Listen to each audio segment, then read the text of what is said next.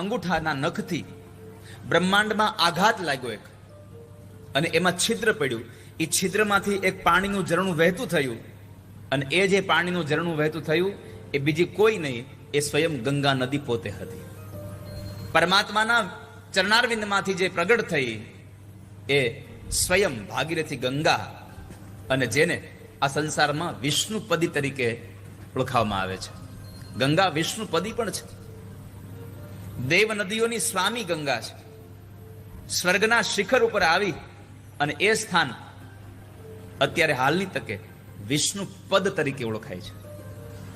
એક કથા એવી પણ છે કે ભગવાને જ્યારે બ્રહ્મલોકને માપવા માટે પોતાનું ચરણ પધરાવ્યું, ત્યારે બ્રહ્માજીએ એ ચરણારવિંદને ધોવા માટે જે કમંડળમાંથી પાણી રેડ્યું, પછી એમાંથી જે એક ધારા ચાલુ થઈ એ ગંગાજી.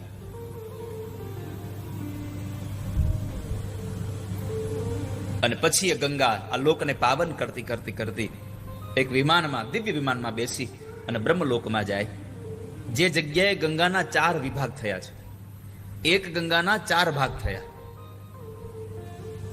અલગ અલગ દિશાઓમાં, 4 દિશાઓમાં એ પ્રવાહિત થઈ અને અંતે સમુદ્રને ભળી જાય છે.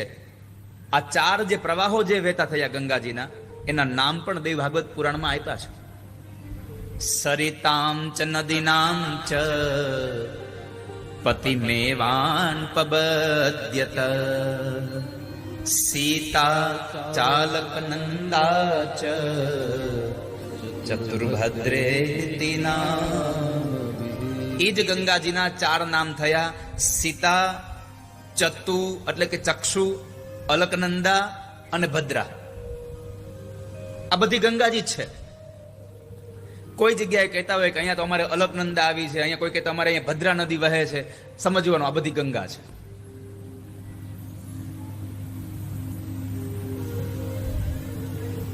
આવી અનેક વાતો જ્યારે, આવી ચર્ચાઓ જ્યારે થતી હતી, ત્યારે વ્યાસ ભગવાનને જન્મેજય રાજાએ પૂછ્યું.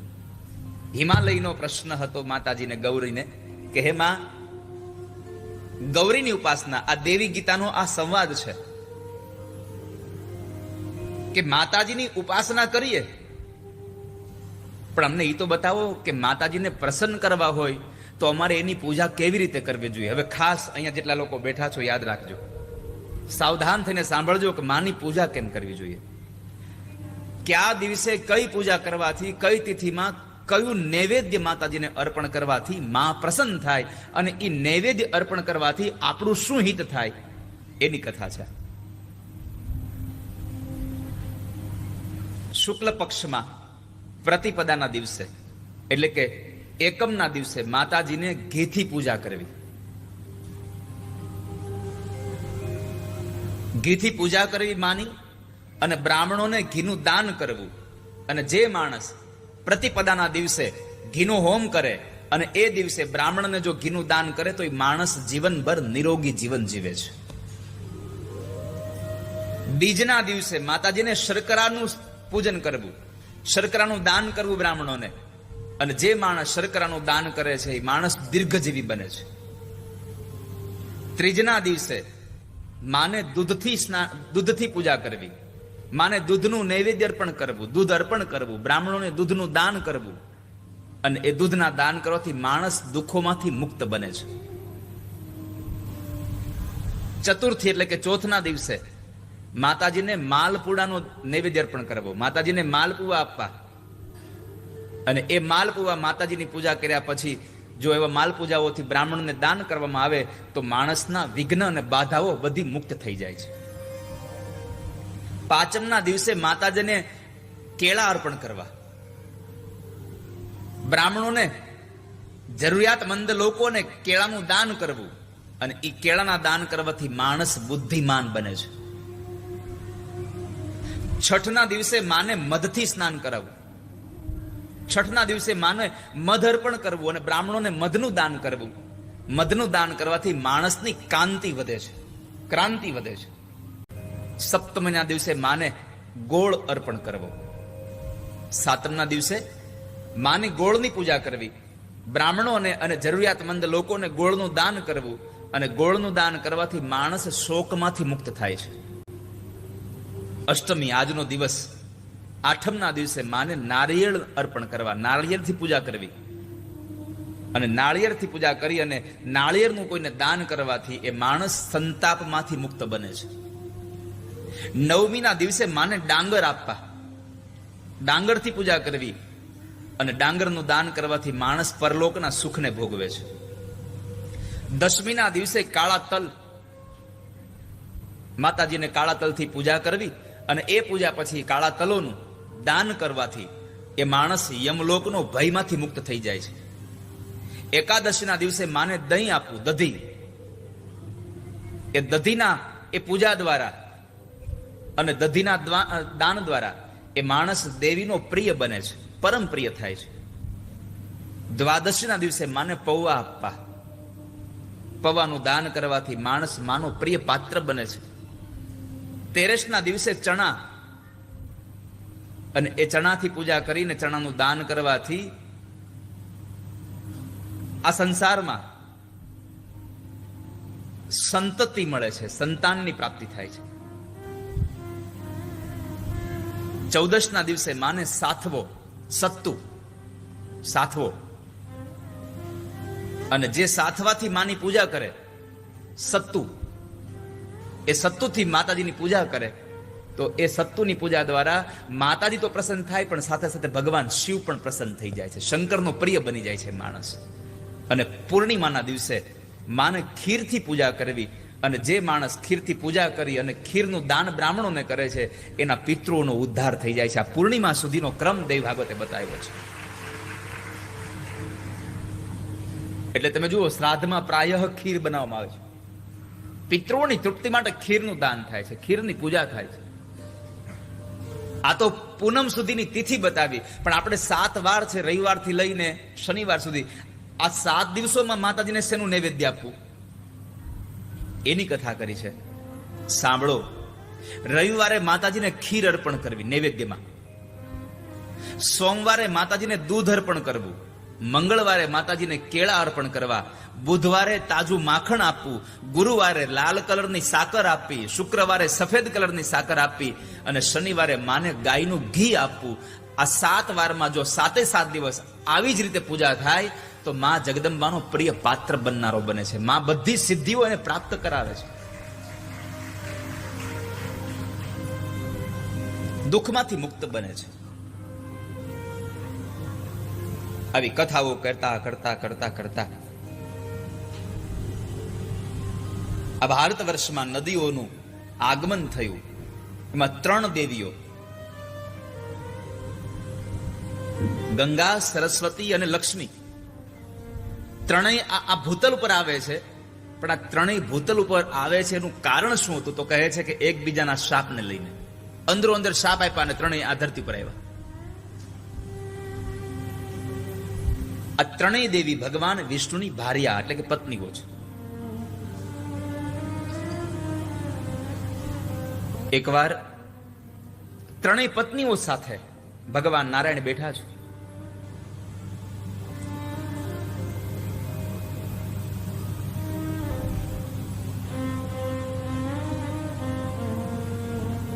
ગંગા કામાતુર બની અને પરમાત્મા સામે જોઈ રહી છે. ભગવાન પણ ગંગાને જોવે છે. એટલે ઈર્ષા આવી સરસ્વતીને. સરસ્વતી ક્રોધિત થયા છે અને ક્રોધાયમાન થયેલા સરસ્વતી ઉદ્ધતાથી વર્તન કરે છે. દેવ ભાગવતમાં એક સુભાષિત જેવો શ્લોક આપ્યો છે. આ સંસારમાં એક ઘરમાં 3 વ્યક્તિ હોય જેના જેના સ્વભાવ બહુ અલગ અલગ છે. એવા 3 વ્યક્તિઓ ઘરમાં રહે એટલે કાયમના માટે અમંગળ જ થાય. એક તો 3 સ્ત્રી જેનો ત્રણેયનો સ્વભાવ અલગ અલગ હોય. 3 નોકર જેનો સ્વભાવ અલગ અલગ હોય. 3 જણા એક હારે રસોડામાં કામ કરે એટલે રસોઈ બગડે બગડે બગડે છે. અને પછી શું કે ખબર છે? એ હું બનાવતા હતા તે આની હારે વાતો કરવા મરેમાં મીઠું ભૂલી ગઈ. અને કાં એમ કે મેં વઘાર કર્યો તો આને આ કર્યું હતું, તેને તે કર્યું હતું. 3 જણા નોકરો ઘરમાં કામ કરે એટલે ઝઘડો થાય, એનું મંગળ ન થાય. 3 સગા બંધુઓ ભાઈઓ, પણ જો ત્રણેયની વિચારધારા સાવ અલગ અલગ હોય છતાં એક ઘરમાં રહેતા હોય તો એ ઘરમાં અમંગળ થયા વગર ન રહે. કારણ કે ત્રણેયની વિચારધારા અલગ છે. હું કઈ નોખા કરવાની વાત નથી કરતો. ઘણા થશે હવે આને કહ્યું છે કે આ ત્રણેયની વિચારધારા અલગ હોય તો નોખું રહેવું જોઈએ.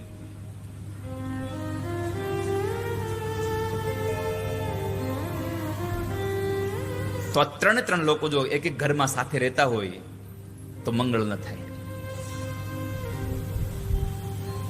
એમાં વિપરીત સ્વભાવની 3 સ્ત્રીઓ એક ઘરમાં, એટલે એ ઘર ક્યારેય સ્વર્ગ સમાન ક્યારેય સુખ ના આપે, એ નર્ક જેવું જ આપે. કારણ કે સવારે ઘરેથી નીકળ્યા પછી ઘરે આવો ત્યાં આપણે તૈયારી હારે જવાનું કે જાતાની સાથે આપણે હવને ફરિયાદો સાંભળવાની છે.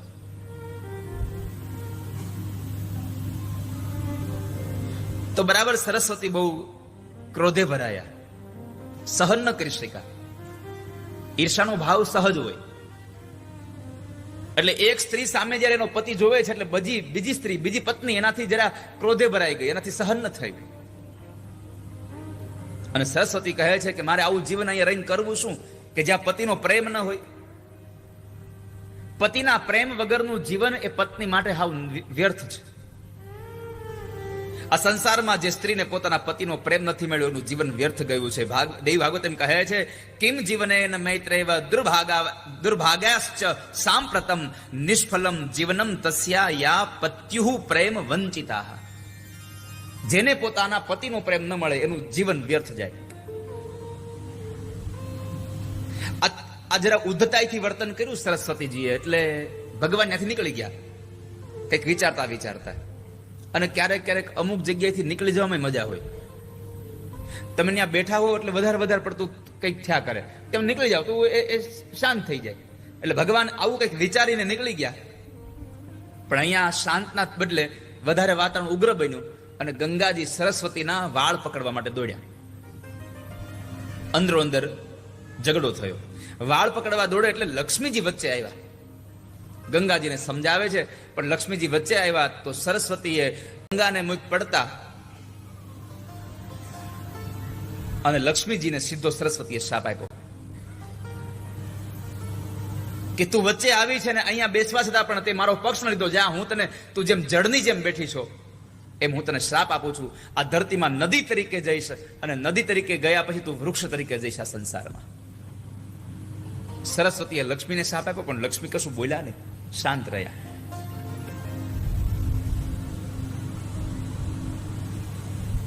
કઈ બોલ્યા નહીં. લક્ષ્મીને શ્રાપ સરસ્વતીએ આપ્યો એટલે ગંગાથી સહન ન થયું એટલે ગંગાએ સરસ્વતીને શ્રાપ આપ્યો કે હું તને શ્રાપ આપું છું કે તે લક્ષ્મીને ગંગા નદી તરીકે કીધું, જા તું આ ધરતીમાં પણ નદી તરીકે પ્રવાહિત થઈશ અને લોકોના પાપને તારી અંદર ધોઈશ. સરસ્વતીનો ક્રોધ ગયો નતો. સરસ્વતી કીધું તુંય અમારી હારે આવજે, જા તને પણ શ્રાપ છે, તું પણ નદી થઈને આવજે. આ ત્રણેય નદીઓ થઈને અહીંયા આવે છે.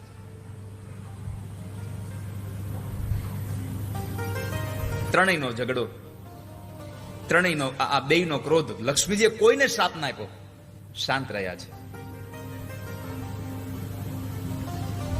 આ એક ખાલી પ્રેમને ખાતર. પણ આ જે પ્રેમની વાત છે એ કંઈક અલગ પ્રકારના પ્રેમની વાત છે.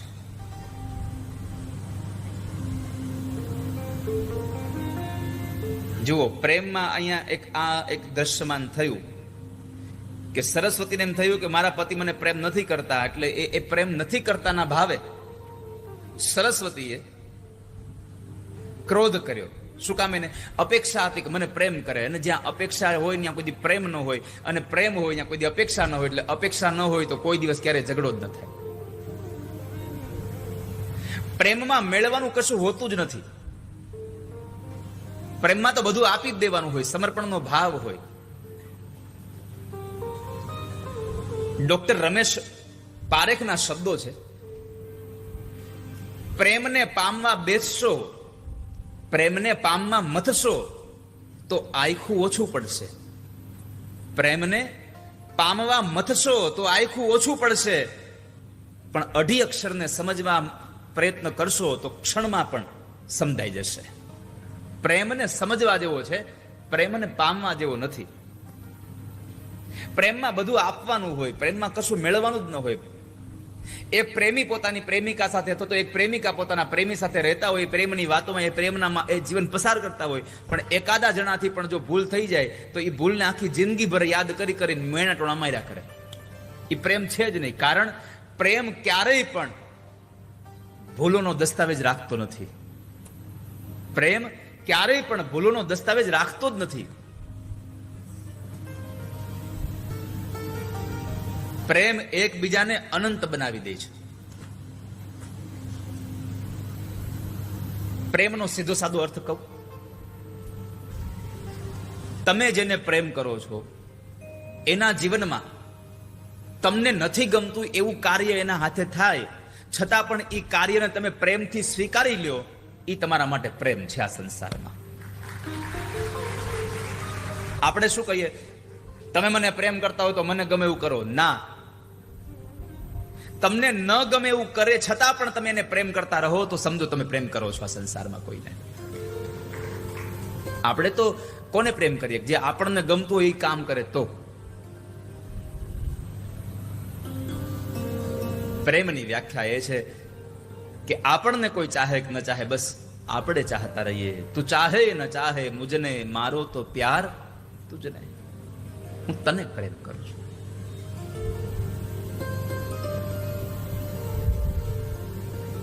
એક છોકરો હતો, એને ક્રિકેટનો બહુ શોખ. એના બાપુજીને વારે વારે કીધા કરે, પપ્પા ક્રિકેટ જોવા લઈ જાવ ને, પપ્પા ક્રિકેટ જોવા લઈ જાવ ને. અનહદ શોખ. અને એના પપ્પાને કૂતરા બિલાડા જેવું મેચ આરે. અમુક અમુક તો એટલા બધા મેચના રસિયા હોય, જમે નહીં. મેચ પૂરી ન થાય ત્યાં જમે નહીં, ક્રિકેટ ન પૂરી થાય ત્યાં સુધી.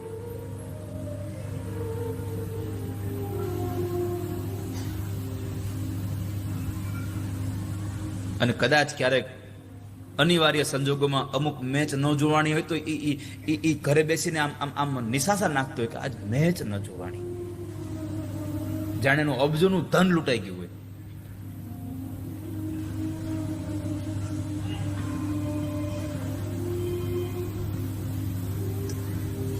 એમાં છોકરો એના પપ્પાને વારે વારે કે પપ્પા મેચ જોવા લઈ જાવ ને. એક વાર છોકરાને મેચ જોવા લઈ જાય છે. 8 દિવસની મેચ. હોટલ રાખી, સારું સારું ખાવાનું મગાવે, છોકરાને લઈને મેચ જોવા જાય. એક ભાઈએ પૂછ્યું કે તમને મેચ બહુ ગમતી લાગે. પપ્પાએ કીધું ના, જરાય મેચમાં રસ નથી. આપણને જરાય મેચમાં રસ નથી. અરે પણ તમને મેચમાં, તમને ક્રિકેટમાં જરાય તમને આટલી બધી ગમતી નથી તો તમે આ 7 દિવસ અહીંયા રોકાણા, તમે આટલો ખર્ચો કર્યો, તમે આ સમય બધો વેડફો. તમને, મને લાગે છે કે તમને મેચ બહુ ગમે છે, તમને મેચ બહુ વાલી છે. અને ત્યારે દીકરાના બાપે કીધું મને મેચ નહીં, મને મારો દીકરો વાલો છે, મને મારો છોકરો વાલો છે. સમજાય છે આ વાત? ક્રિકેટ નહોતી ગમતી પણ મારા દીકરાને ગમતી હતી. મારો દીકરો હતો, એ મારા દીકરાનો પ્રેમ કરતો હતો, એટલે મેં ક્રિકેટને મારું ગમતું કરીને પણ મારા દીકરાને મેં ખુશ રાખ્યો. આ સંસારમાં તમે જેને પ્રેમ કરો છો એમાં તમને ન ગમતું હોય છતાં પણ એ વાતનો સ્વીકાર કરીને તમે જેને ખુશ કરો તો સમજો તમે પ્રેમ કરી રહ્યા છો સંસારમાં. તમને જ ગમતું થાય એ પ્રેમ નથી. તમને જે ગમે છે એનું ગમતું થાય અને તમારું અણગમતું છતાં પણ તમે સ્વીકારી લો તો એ પ્રેમ છે.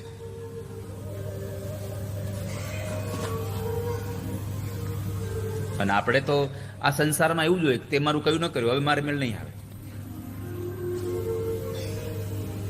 અરે તમને પૂછ્યા વગર પાણી ન પી શકે. પ્રેમ જ નથી. કારણ પ્રેમ તો મુક્તિ આપે, પ્રેમ બંધનમાં પાડે જ નહીં કોઈ દિવસ. પ્રેમ તો આઝાદ કરે.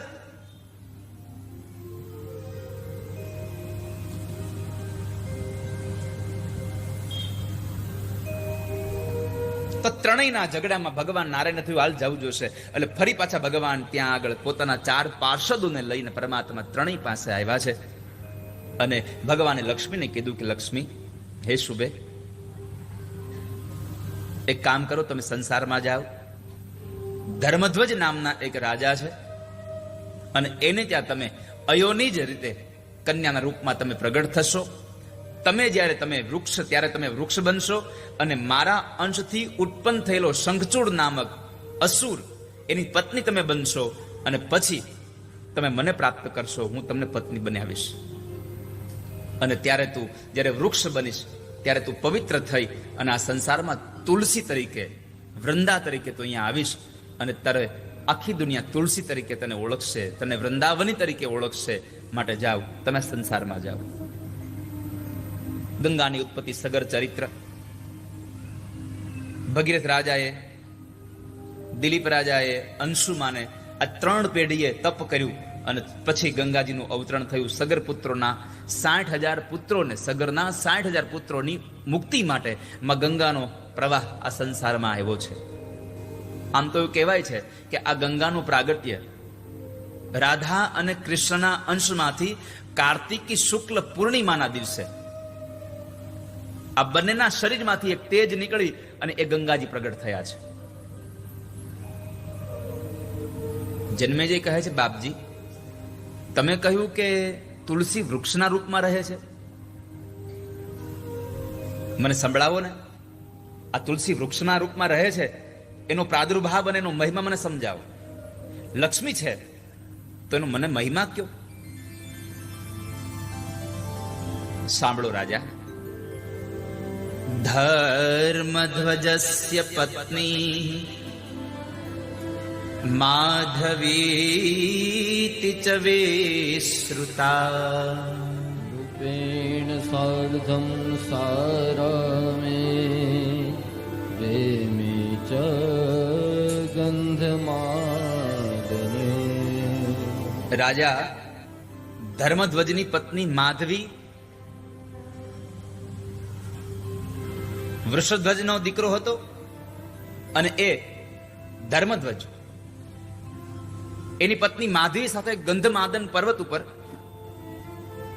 ઉપવનમાં રહેતા હતા. દાંપત્ય જીવન ચાલતું હતું અને એ દાંપત્ય જીવનમાં માની કૃપાથી એના ઘરે કાર્તિક મહિનાની પૂર્ણિમાના દિવસે શુક્રવારે એક કન્યાનો જન્મ થાય છે.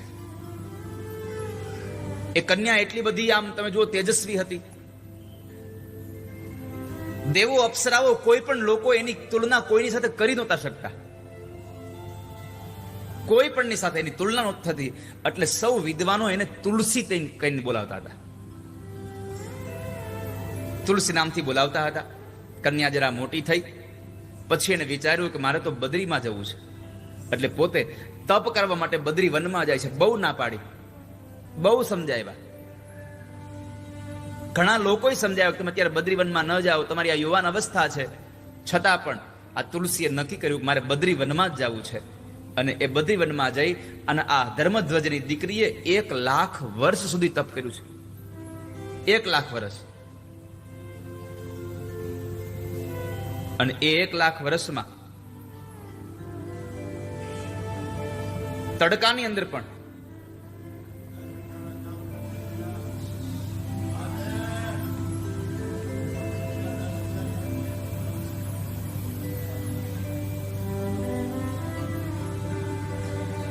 ઉનાળાના સમયમાં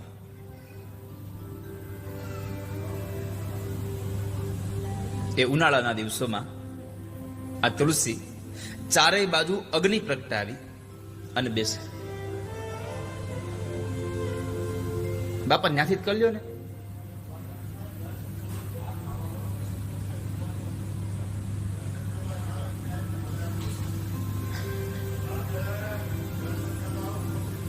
કથા પૂરી થાય પછી બાપા. હા, કથા પૂરી થાય બેહાડો, દાદાને ખુરશી આપી દો.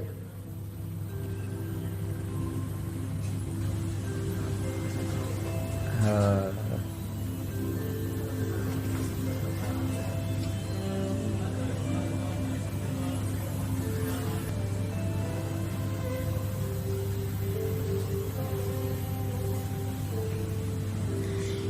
ઉનાળામાં તાપ તપે છતાં ચારેય બાજુ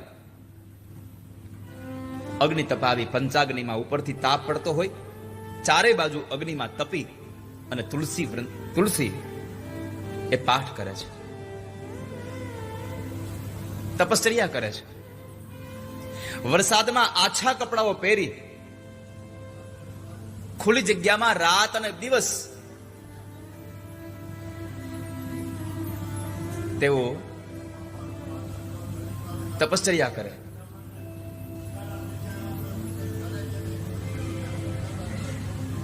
રાત દિવસ એને તપ કર્યું છે.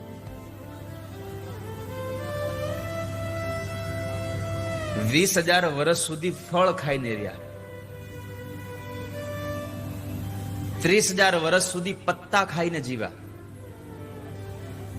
40,000 વર્ષ સુધી ખાલી વાયુ ભક્ષણ કર્યું અને 10,000 વર્ષ કૃષો ધરી, કશું જ નહીં. આવી રીતે એમણે 1,00,000 વર્ષ સુધી તપ કર્યું અને એ તપના પ્રભાવથી ભગવાન બ્રહ્મા એને વરદાન આપવા માટે આવ્યા છે. બ્રહ્માએ કહ્યું, વરદાન માંગો, તમારે જે જોતું હોય. તમારી આ તપશ્ચર્યાથી રાજી થયો છું. હવે તમે વિચાર કરો, પહેલાના સમયમાં 1,00,000 વર્ષ સુધી તપ કરતા તઈ ભગવાન મળતા. આ કળયુગ આપણા માટે કેટલો સારો છે.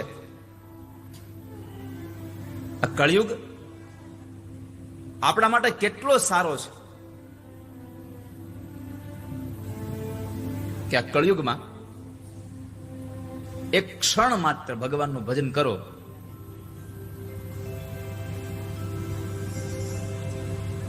એક કીર્તન કરો ખાલી, તો એ ભગવાનની પ્રાપ્તિ થઈ જાય.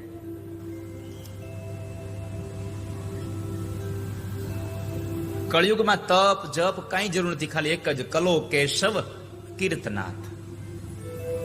કળયુગમાં કેવલ ઉપાસનાની, એટલે કે ખાલી કીર્તન કરવાની, શ્રદ્ધાથી ભગવાનને ભજવાની જરૂર છે.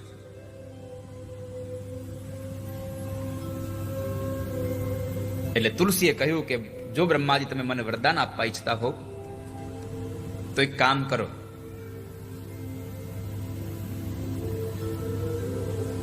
ભગવાન નારાયણ મને વરદાનમાં એવું કહો કે ભગવાન નારાયણ મને મારા પતિ તરીકે મળે.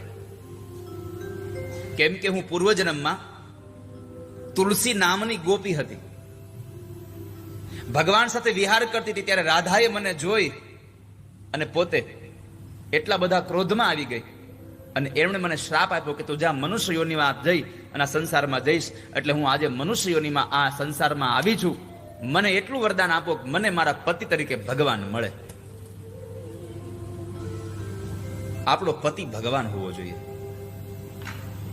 સાંપ્રતમ તમ પતિમ લબ્ધુમ વર્યે ત્વમ ચ દેહી મે. મને ભગવાન મારા પતિ તરીકે મળે એવું વરદાન આપી દો. બ્રહ્માજીએ કીધું કે સાંભળો, અત્યારે ભગવાન કૃષ્ણના અંશમાંથી પ્રગટ થયેલો સુદામા નામનો ગોવાળિયો ધનુના વંશમાં શંખચૂડ નામનો એક અસુર બનીને આવ્યો છે. તમે અત્યારે એની સાથે તમે લગ્ન કરો, પછી ભગવાન તમને તમારા પતિ તરીકે મળી જશે. માટે તમે અત્યારે આ શંખચૂડને, એટલે કે સુદામા નામનો જે ગોવાળિયો ભગવાનનો મિત્ર હતો, એ તમે સ્વીકાર કરો. દેવયોગથી તમે પવિત્ર વૃક્ષ બનશો અને ભગવાનની પ્રાણ પ્રિયા થઈને રહેશો આ સંસારમાં. સમસ્ત પુષ્પમાં પ્રધાન રહેશો તમે. પ્રધાના સર્વ પુષ્પેશુ, બધા જ પુષ્પોમાં તમે પ્રધાન હશો. તમામ દેવતાઓની પૂજામાં તારું સ્થાન અગ્રગણ્ય હશે. અને હે તુલસી, તારા વગર જે ભગવાનની પૂજા કરવામાં આવશે એ બધી પૂજાઓ વ્યર્થ થશે આ સંસારમાં. ત્વયા વિના ચ સર્વેષાં પૂજા ચ વિફલા ભવેત. વૃંદાવને વૃક્ષરૂપા નામના વૃંદાવની. અને સાથે તમને કહું છું કે હે તુલસી, આ સંસારમાં વૃંદાવનમાં તમે રહેશો તો વૃંદાવની નામથી તમે પ્રખ્યાત થશો. જાઓ. મેં આગળના સમયમાં ક્યારેક કંઈક વાત કરી છે કે આ વૃંદાવન એ કઈ મોટા મોટા વૃક્ષો નહીં, તુલસીનું જ વન હતું. આખું વન તુલસીનું હતું, એટલે એનું નામ વૃંદાવન છે. વૃંદાવને વૃક્ષરૂપા નામના વૃંદાવતી છે.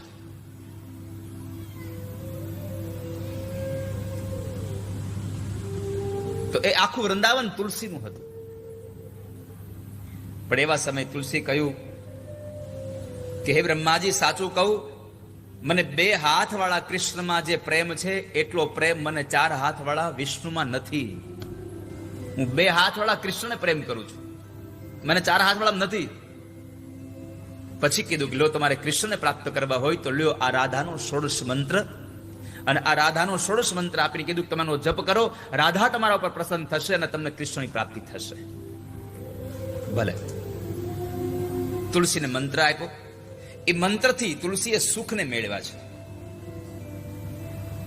એકવાર તુલસી શયન કરતા હતા ત્યારે તેના મનમાં કામનાઓ જાગી, એટલે તેના શરીરમાં કંપન થવા લાગ્યા. શણગાર સજ્યા છે, 16 શણગાર સજીને બેઠા હોય આવું સપનું એને ચાલુ થયું. એક સુંદર પુરુષ એની સામે આવે છે. એ પુરુષ એને જોયા કરે છે, કામનાઓની વાત કરતો હતો. થોડી વાર પાસે આવે, થોડી વાર જતો રહે, વળી પાછો આવે, પછી પાછો જતો રહે. એમાં બરાબર પુરુષ જતો રહ્યો અને તુલસી એકદમ નિદ્રામાંથી જાગી જાય છે. કે પ્રાણનાથ, તમે ક્યાં જાઓ છો, ક્યાં જાઓ છો તમે? તુલસી વારે વારે આવો વિલાપ કરવા લાગી. અને એવા સમયે બ્રહ્માજીના જ આદેશથી શંખચૂડ એટલે કે જૈગીશ્વર મુનિના આશ્રમ પાસે, જૈગીશ્વર મુનિ પાસેથી એક ભગવાન કૃષ્ણનો મંત્ર લઈ અને પુષ્કરના થોડા દિવસોમાં સિદ્ધિ કરવા માટે થઈ અને આવેલો, અને પોતે ભગવાન કૃષ્ણના મંત્રનો જપ કરી કરીને અંતે પોતે સિદ્ધ થયો, મોટો યોગી, મહાયોગી બન્યો.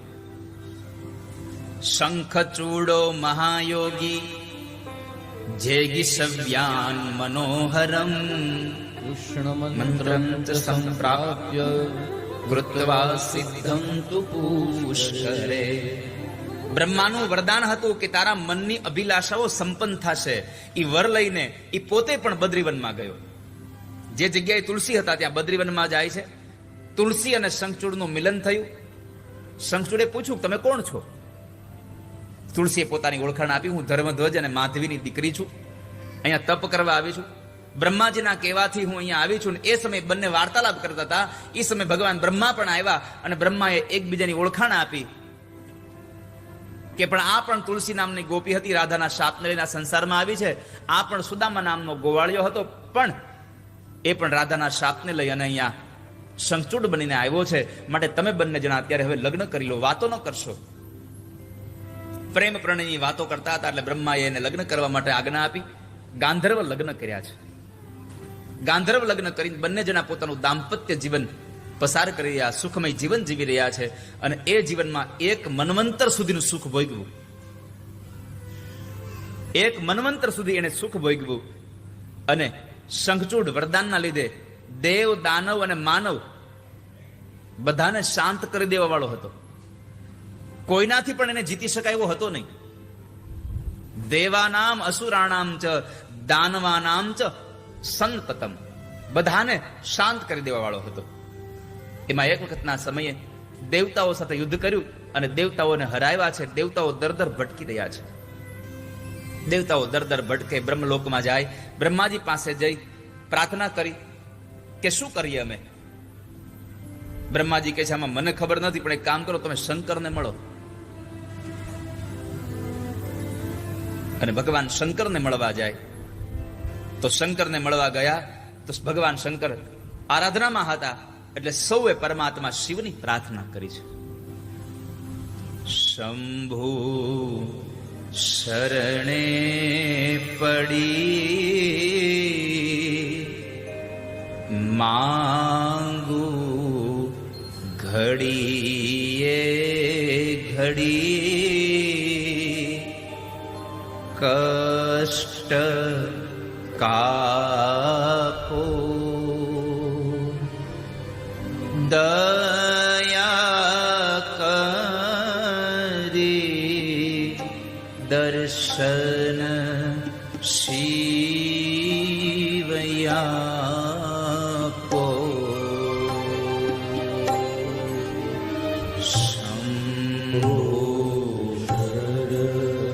પૈસા નથી આવતા તમારી પાસે, પૈસા નથી ટકતા, તો એનો ઉપાય હું તમને બતાવી.